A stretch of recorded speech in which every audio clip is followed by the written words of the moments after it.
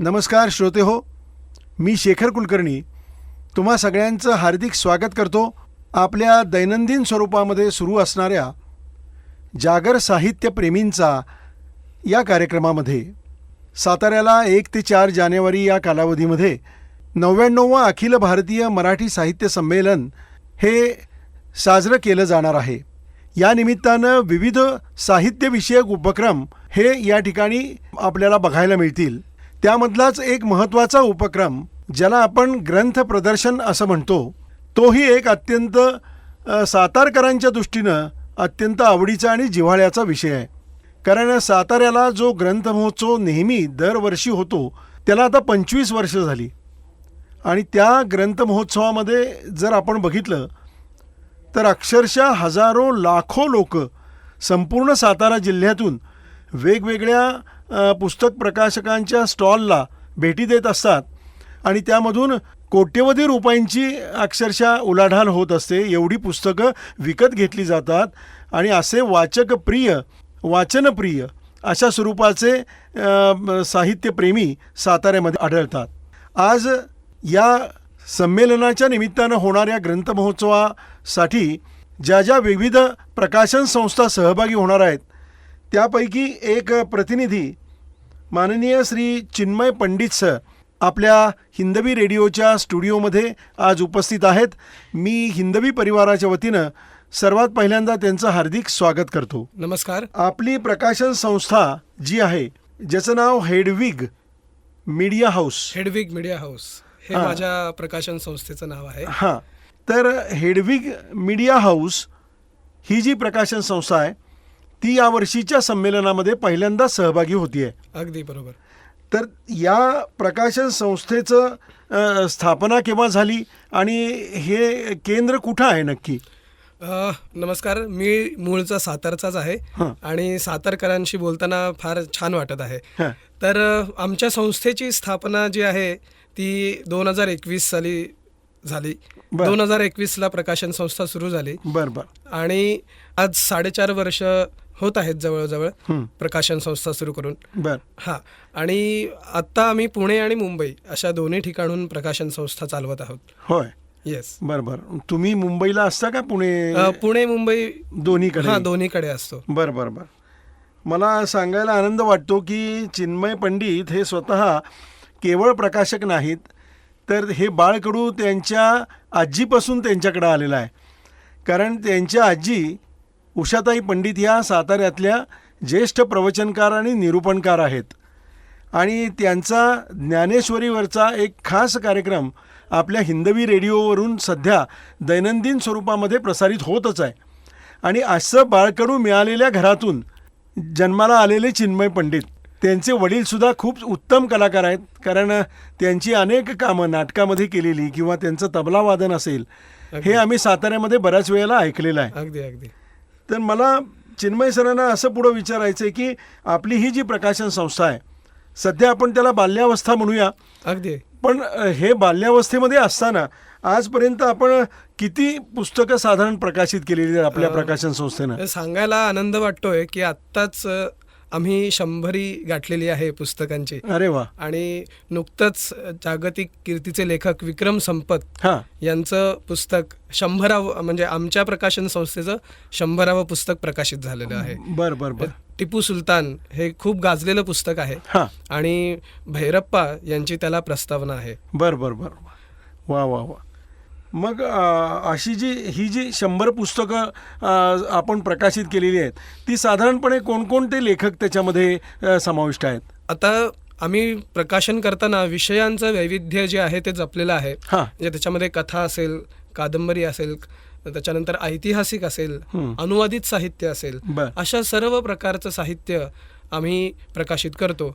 आणि म्हणजे त्याच्यामध्ये ललित साहित्य, अगदी ललितेतर साहित्य, हा. म्हणजे ज्याला फिक्शन आणि नॉन फिक्शन असं हा. इंग्रजीमध्ये म्हणतात. हा, हा. तर अशा दोन्ही पद्धतींचं साहित्य आम्ही प्रकाशित करतो. हम्म. आणि ते करताना बरेच प्रथितयश लेखक आमच्याकडे आहेत, जसं की स्वर्गीय भाद खेर. हे सर्वांचेच लाडके लेखक. आतापर्यंत त्यांची 125हून जास्त पुस्तकं प्रकाशित झालेली आहेत. अरे वा. हो. त्याच्यानंतर त्यांचेच सुपुत्र राजेंद्र खेर, ज्यांचं देह झाला चंदनाचा फार प्रसिद्ध झालं होतं पुस्तक, हा, हा. त्यांची आम्ही रामावरील 2 भागातील कादंबरी प्रकाशित केली आत्ता मध्यंतरी. बरोबर. हां.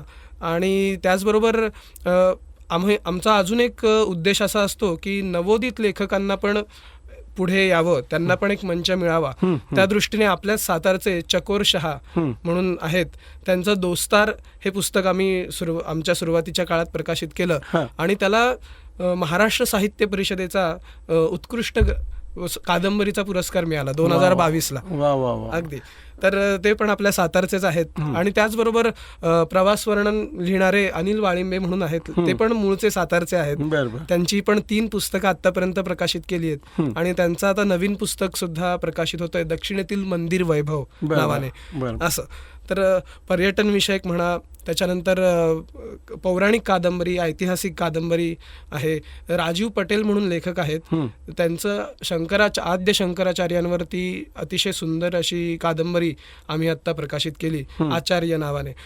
तर अशा पद्धतीने विविध विषय घेऊन आम्ही वाचकांपुढे जात असतो आणि वाचकांचा त्याला खूप छान असा प्रतिसाद मिळत आहे. मला तेच म्हणायचं आहे की बऱ्याच वेळेला आता अलीकडच्या काळात असं म्हणलं जातं की पुस्तकं एकतर उपलब्ध होत नाहीत चांगल्या लेखकांची, किंवा वाचनीय अशा स्वरूपामध्ये साहित्य हे उपलब्ध होत नाही. एका बाजूने ही ओरड असती. नाही, मला तर असं वाटत नाही कुठेच. कारण की सर्वच प्रकाशक दर्जेदार साहित्य निर्माण करतायत आणि भरपूर विषय, विविध विषय आणतायत. अनेक नवीन विषयांना पुढे आणलं जातंय. म्हणजे लोकांपर्यंत आजपर्यंत न आलेले विषय सुद्धा लेखनामध्ये येत आहेत आणि वाचक त्याला उचलून धरतायत.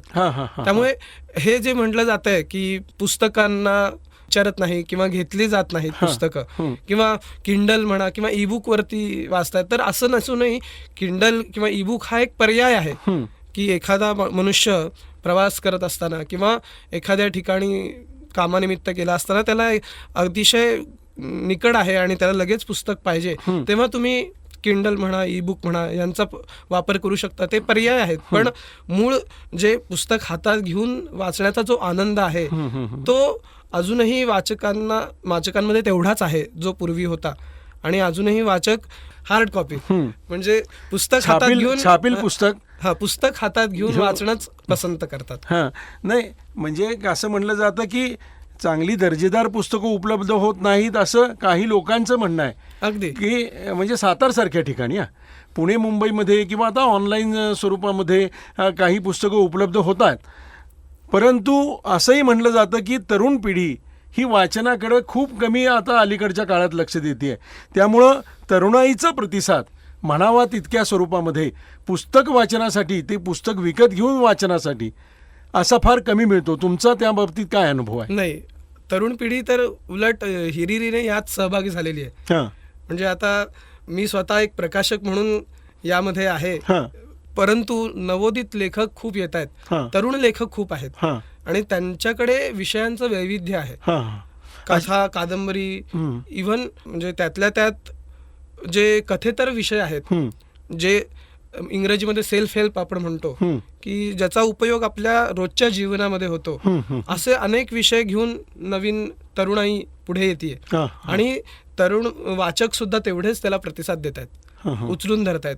कारण आत्ता आपण बरीच पुस्तकं बघतो की बेस्ट सेलर होत आहेत, त्यांच्या प्रतीच्या प्रती संपतायत. ते तरुण लेखक आहेत.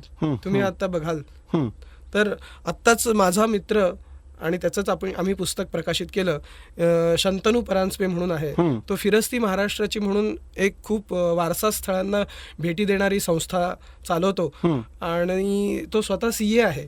तर त्याने लिहिलेलं वैनायकी किंवा त्याचं पहिलं पुस्तक गजापूरचा रणसंग्राम जे पावनखिंडीचा खरा इतिहास सांगतं ते आम्ही प्रकाशित केलं. आमचं पण ते पहिलं पुस्तक. तर त्या पुस्तकाद्वारे आम्ही आल्यावरती वाचकांनी उचलून धरलं. आता त्याची दुसरी आवृत्ती संपत आली. वा वा वा, मला हेच म्हणायचं होतं की अशी काही जी आपल्याला वाटतायत की ही वाचक प्रिय पुस्तकं आहेत त्याच्या अनेक आवृत्त्या निघतायत. अगदी खरंय, अगदी खरंय. आता त्याचबरोबर अजिंक्य कुलकर्णी म्हणून आमचे लेखक आहेत, तो पण माझा मित्रच आहे.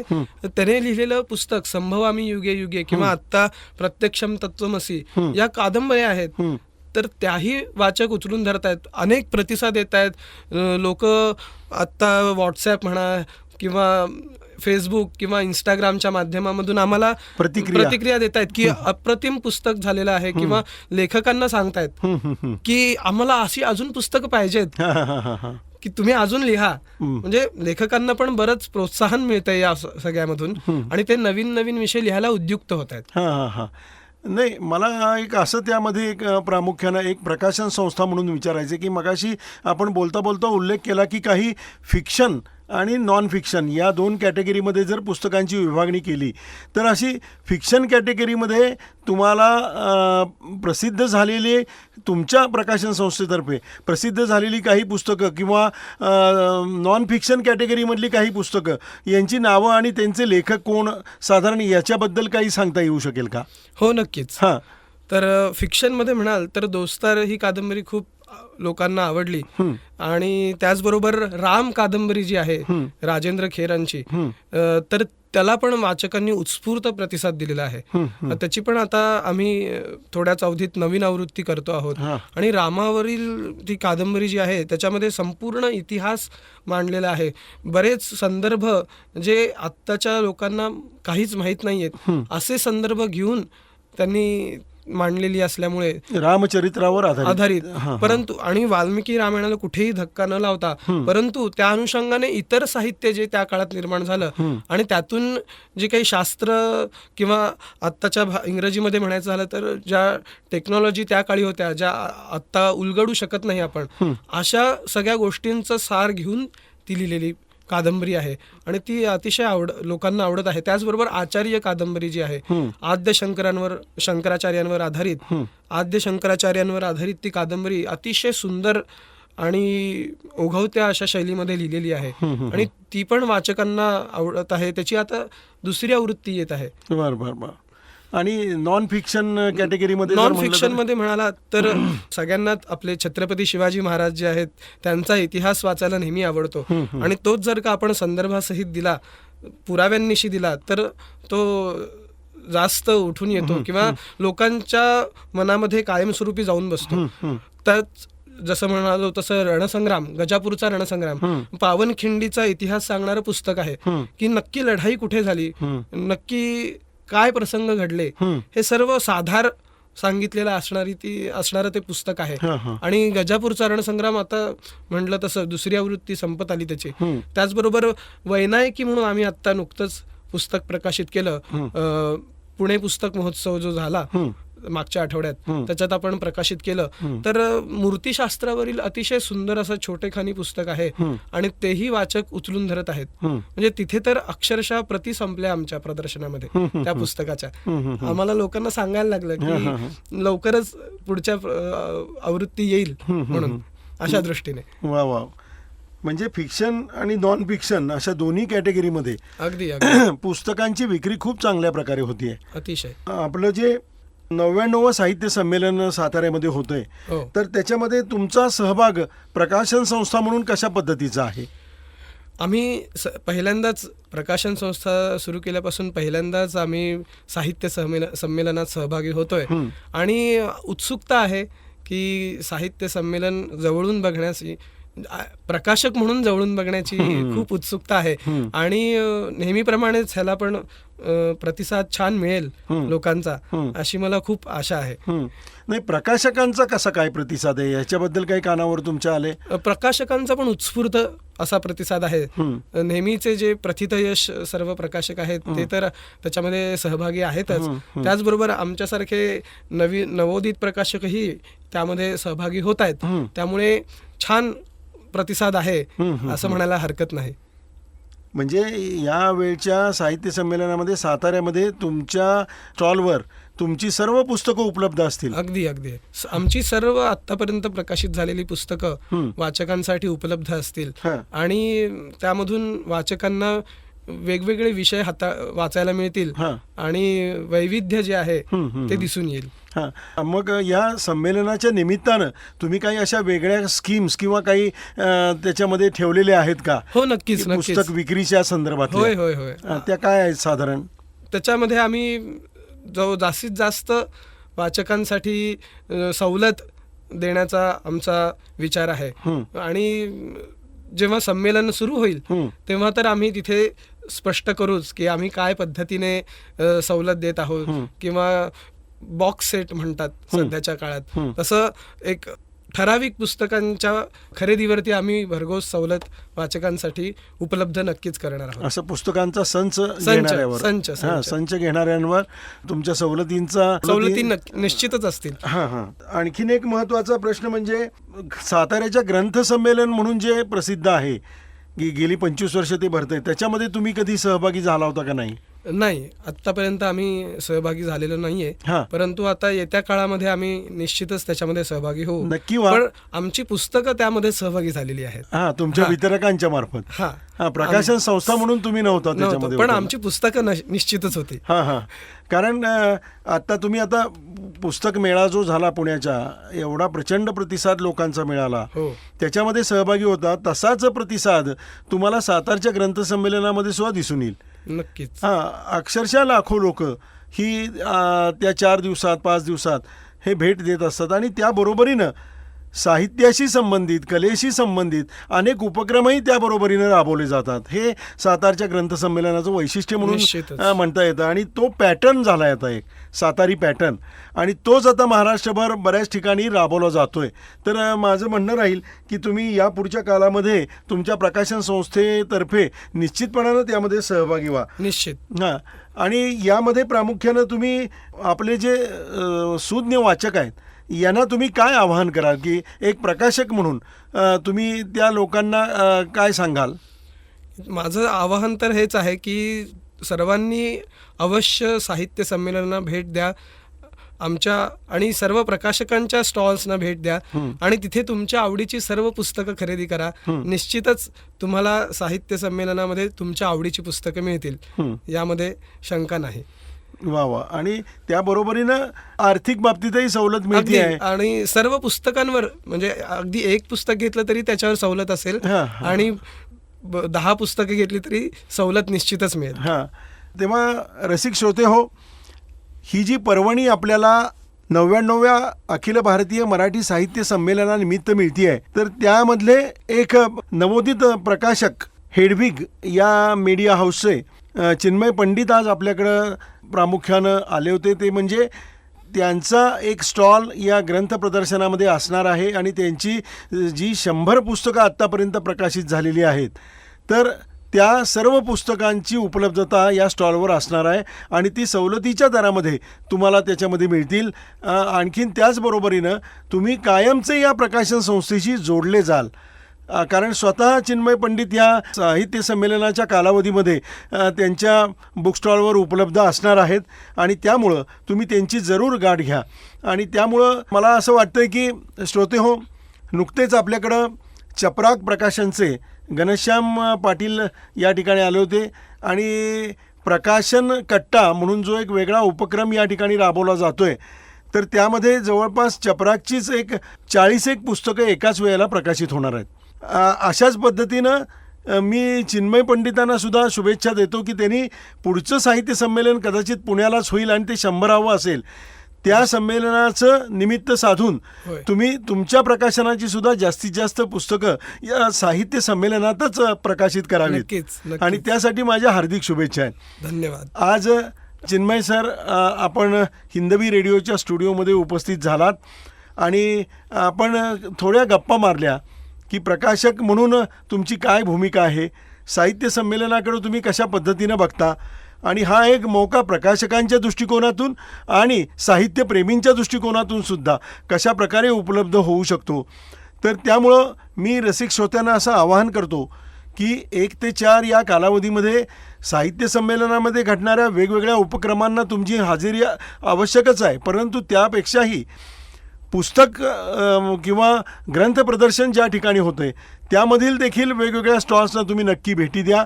तुमच्या मनामध्ये असलेली, तुम्ही ज्याची माहिती आजपर्यंत वाचलेली असेल किंवा तुमच्या कानावर आलेल्या ज्या काही पुस्तकांची नावं आहेत, लेखकांची नावं आहेत, अशा पुस्तकांची उपलब्धता तुम्हाला या स्टॉल्सवर नक्की होईल आणि तेही सवलतीच्या दरात होईल. तरी मी सर्व श्रोत्यांना आवाहन करतो की त्यांनी जरूर या ग्रंथ प्रदर्शनाला भेट द्यावी. आज चिन्मय पंडित आपल्या व्यस्त अशा कार्यक्रमातून आपल्या स्टुडिओमध्ये उपस्थित झाले, त्याबद्दल मी आपल्या हिंदवी परिवारातर्फे तसंच हिंदवी रेडिओ 89.6 या आपल्या वाहिनीतर्फे त्यांचे मनपूर्वक आभार मानतो. या पुढच्या कालावधीत देखील काही पुस्तकांचं वाचन करण्यासाठी म्हणून आम्हाला स्टुडिओला त्यांनी उपलब्ध करून द्यावीत, कारण आपला हा स्टुडिओ जो आहे हा कम्युनिटी रेडिओ सेंटर आहे. त्यामुळं नो लॉस नो प्रॉफिट या पद्धतीनं आपण हे रेडिओ केंद्र चालवत असतो. यामध्ये आपण ज्या पुस्तकांचं वाचन करतो किंवा जी मंडळी येऊन वाचन करतात अशा पुस्तकांना कुठलेही मानधन देण्याचं प्रोव्हिजन आपल्याकडे नाही. तरी त्या पद्धतीनं एक प्रकाशक म्हणून, एक प्रकाशन संस्था म्हणून आम्हाला अशी काही पुस्तकं जी चांगली लोकांपर्यंत माहिती पोहोचवणं गरजेचं आहे, नक्कीच हां, नक्कीच तर अशी काही उपलब्ध करून नक्कीच दिली आम्ही उपलब्ध करून देऊ. हां, अगदी. तर त्याचं वाचन आपण आपल्या रसिकांसाठी करू नक्कीच. आणि त्या निमित्तानं आपल्या प्रकाशन संस्थेचाही गवगवा सातारभर सगळीकडे पसरेल अगदी आणि जास्तीत जास्त लोक पुढचं जेव्हा प्रदर्शन किंवा ग्रंथ प्रदर्शन या ठिकाणी होईल त्यावेळेला तुमच्याकडे नक्कीच येतील असा आम्हाला विश्वास वाटतो. अगदी, अगदी. आपण आज या ठिकाणी आलात त्याबद्दल मनपूर्वक धन्यवाद. धन्यवाद. मला या ठिकाणी बोलवलं त्याबद्दल सरांचे मी आभार मानतो. आणि सर्वांनी आम्हाला सोशल मीडिया फेसबुक, इंस्टाग्रामवरती फॉलो करा, जेणेकरून तुम्हाला आमचा स्टॉल क्रमांक वगैरे सर्व समजेल आणि तुम्ही आमच्या हेडविग मीडिया हाऊसच्या स्टॉलला अवश्य भेट द्याल. धन्यवाद. मला वाटतं तुम्ही तुमचा फोन नंबर किंवा तुम्ही ऑनलाईनसुद्धा पुस्तकं उपलब्ध करून देता, अगदी. तर तुमचं वेबसाईट किंवा हे सांगितलं तर लोकांना बरं पडेल. हां, आमचा हेडविग मीडिया हाऊसचा नंबर आहे 7666219838 आणि आमची वेबसाईट आहे, संकेतस्थळ आहे ते म्हणजे www.hedwigmediahouse.com. यावरती तुम्हाला आमची सर्व पुस्तकं उपलब्ध होतील आणि तिथून तुम्ही अवश्य खरेदी करू शकता. तर चला भेटूया सातारा साहित्य संमेलनामध्ये. धन्यवाद.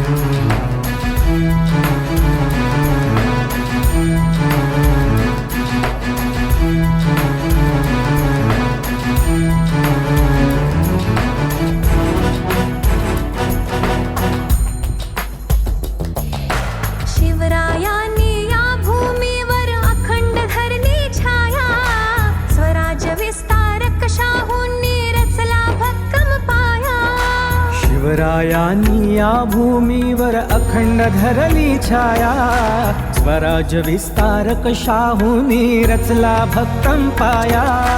क्रांतिसिंह गरजला येथे,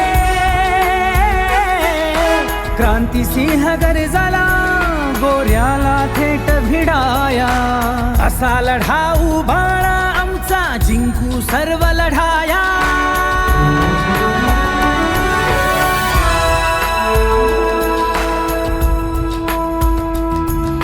शिवशंभूच्या सृजनाची राजकोश कनग्रंथांची घेऊन आण आज उजळली ज्योत ही राजधानीची.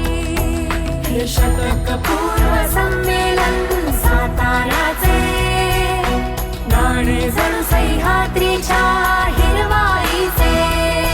हे शतकपूर्व संमेलन साताऱ्याचे गाणे जणू सह्याद्रीच्या हिरवाईचे.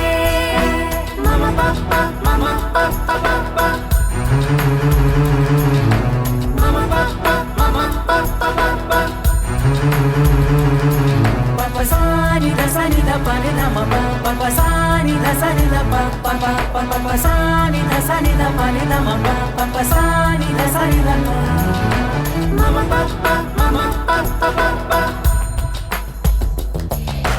क्रांती ज्योत चेतली अक्षरे पोचवी घराघरात, मुळाक्षरे गिरवली भीमाने जुन्या राजवाड्यात. क्रांती ज्योत चेतली अक्षरे पोचवी घराघरात, मुळाक्षरे गिरवली भीमाने जुन्या राजवाड्यात. विद्येचा वट वृक्ष जणू, विद्येचा वट वृक्ष जणू उन्नतीचा झंझावत. कृष्णे काठी ज्ञान यज्ञ दाखवी वाट तिमिरात.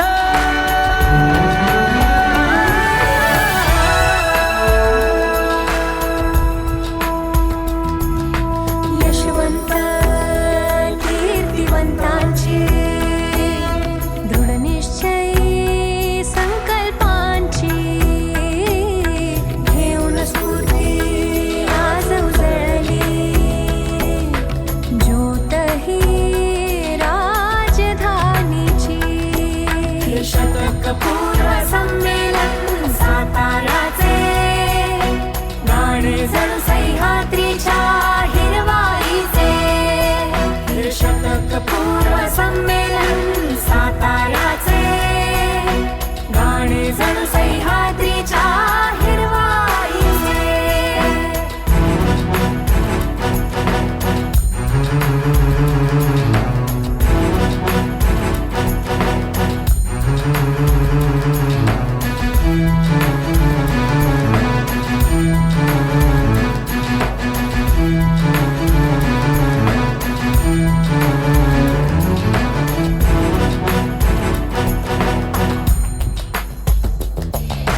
जागृत आम्ही सदा मायगे तुझ्या प्रतिष्ठेसाठी, कृष्णेने संकल्प सोडला यास्तव यमुने काठी. जागृत आम्ही सदा मायगे तुझ्या प्रतिष्ठेसाठी, कृष्णेने संकल्प सोडला या सव यमुने काठी. बळघामाचे उभे राहिले,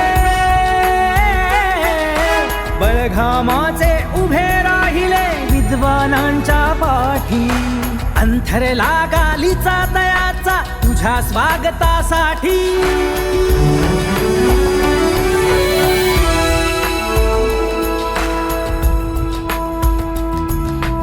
अभिजात या स्वप्नपूर्तीची त्या लखलखत्या मुकुटाची घेऊन प्रभा आज उजळली ज्योत ही राजधानीची. हे शतकपूर्व संमेलन साताऱ्याचे गाणे जणू सह्याद्रीच्या हिरवाईचे. हे शतकपूर्व